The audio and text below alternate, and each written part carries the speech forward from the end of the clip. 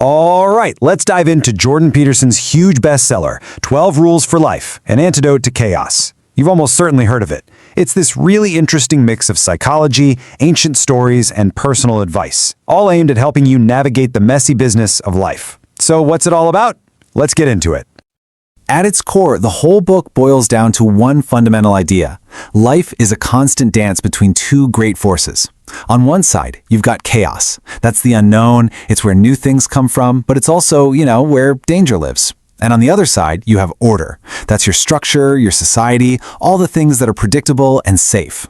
The central argument of the book is that a good life, a meaningful life, isn't found by picking one over the other. It's found by learning to walk right on that razor's edge between them. So, where does this cosmic struggle actually play out? Well, the book argues it happens inside a structure that's been around forever, literally older than trees. It's called the dominance hierarchy.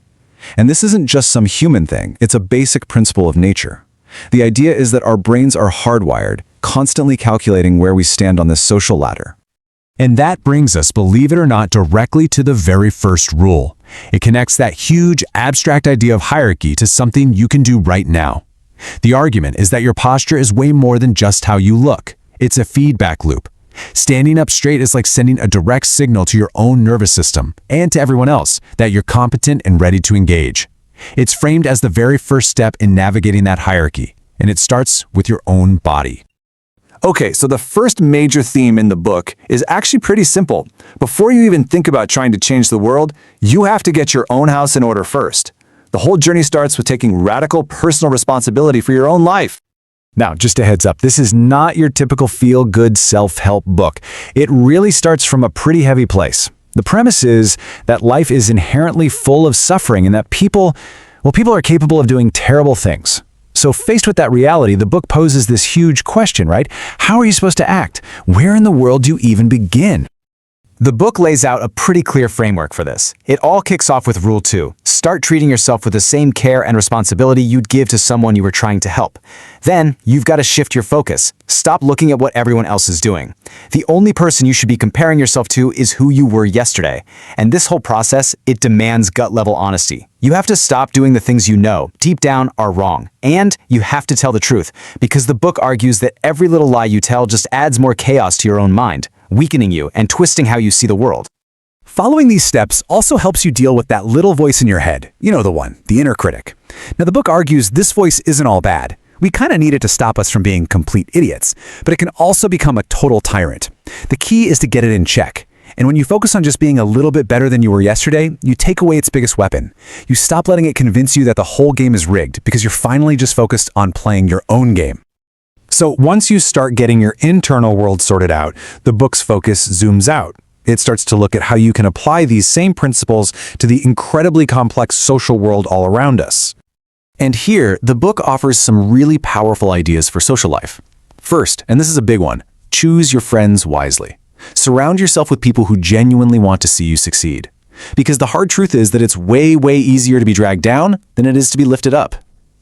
Next, change how you listen.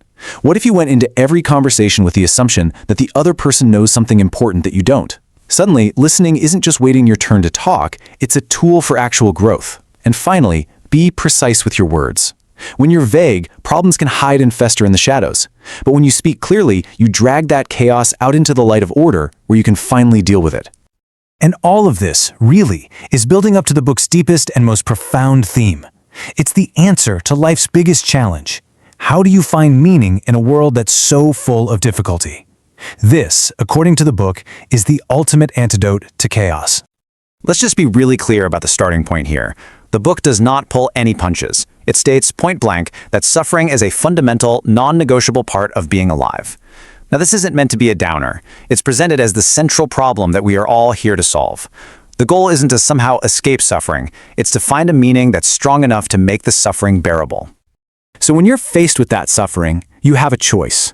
You're at a crossroads. You can take the path of expediency.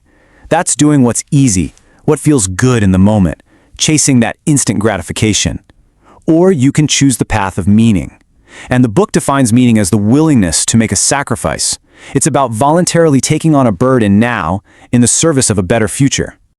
So, you see, meaning isn't some floaty, abstract idea. It's something you do. It's grounded in your daily actions. It's about aiming for something higher and making those small or large sacrifices in the present to build a better future for you and for the people you care about. Okay, so here you are. You're taking on responsibility. You're speaking the truth. You're shouldering the noble burden of existence to create meaning. I mean, it sounds pretty epic, right? A grand, heroic struggle. And yet, while you're in the middle of all that, The book hits you with this, Rule 12. And it's the perfect illustration of that balance we talked about. Yes, life is tragic and difficult, but it's also full of these tiny, beautiful moments of grace.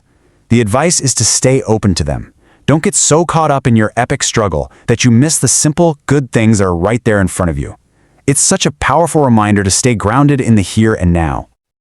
So when you boil it all down, all 12 of these rules are really just pointing you back to that one central challenge, finding and walking that line between chaos and order.